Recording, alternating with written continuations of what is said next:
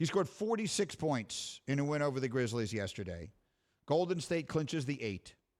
Steph, at the age of 33, joins Michael Jordan as the only players age 33 or older to win the scoring title. It was a special season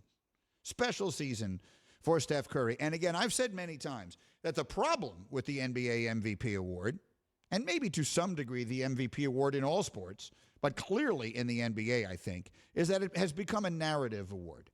You read the narrative, you sort of read the room. And it shouldn't be that way. It should be the player that meant the most to his team. And in that regard, I will have zero issue when they announce Nikola Jokic as the winner, which is what's going to happen. I don't have any problem with that. But if you wanted to make an argument for Steph Curry, it is a lot about the narrative. Now, his season was brilliant. I think this was his best season. This was the best season he's ever had, including a year in which he was the unanimous MVP of the league, because he did it this year with so much less help. But more to the point, the narrative, I think, actually works on his side. The league just needed Steph so badly. And the only thing that is more important than what your team needs is what the league needs. I think more people around the NBA need to remember that lesson, and we'll get to it a little bit later as we continue. But the Warriors finished their season 15-5. Steph averaged 37 points a game in that span. They leaped over Memphis and San Antonio in the standings.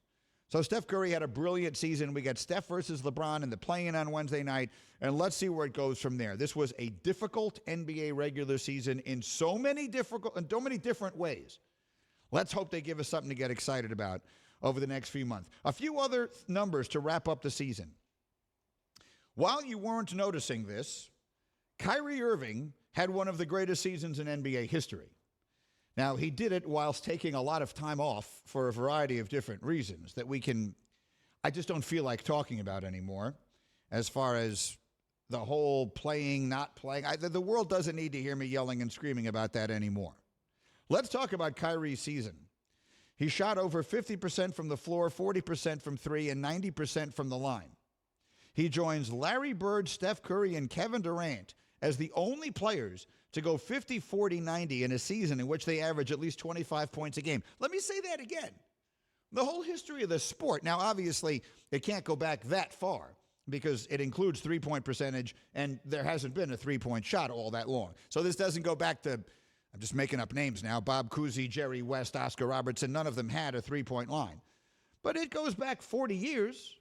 And in those 40 years, only Larry Bird, Steph Curry, Kevin Durant, and now Kyrie Irving averaged 25 points a game in a season in which they shot 50% from the floor, 40% from three, and 90% from the foul line. That's outstanding.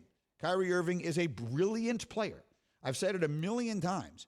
If you were just talking about talent, there definitely aren't 10 players in the world I would take ahead of him.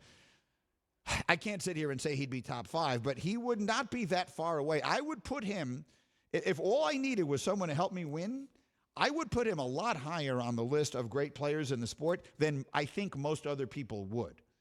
I think it's some of the other things that come with him that would knock it down the list of players you would start a team with.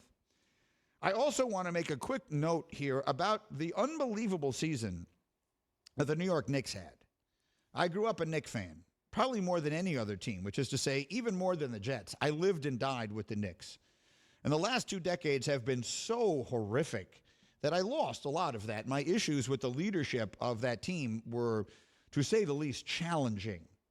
But I love to see them matter, and I'm so happy for Tibbs. Like Tom Thibodeau worked with us for the last 2 seasons. He hosted Get Up. Hembo was sitting right next to me. How many times was he here? 40? That's a good guess. Yeah, that's a good guess. I mean, he was in here 40 times. And I will tell you, but prior to the pandemic, I hope some of you are familiar with our TV show in the morning.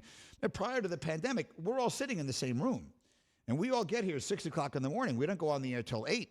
So I'm talking about Tibbs would be in here. We're all sitting around having breakfast together, drinking coffee, talking through stuff. And so I really got to know him a little bit. And he is such a fascinating guy. He's very different than you would think. He's funny. He's very friendly. He's great with the staff. But what I noticed about him is that he's all about business when it comes down to it. And thus, I'm not surprised to say he has changed a culture in New York. He has done for that franchise what it usually requires an NBA superstar to do. Like to take a team and sort of turn it around as much as that team did. You'd think to yourself, well, we went out and we got, I don't know, make up a name here. Russell Westbrook, we went out and we got Kevin Durant. We went from being the worst team in the league to being fourth. He did that with Julius Randle.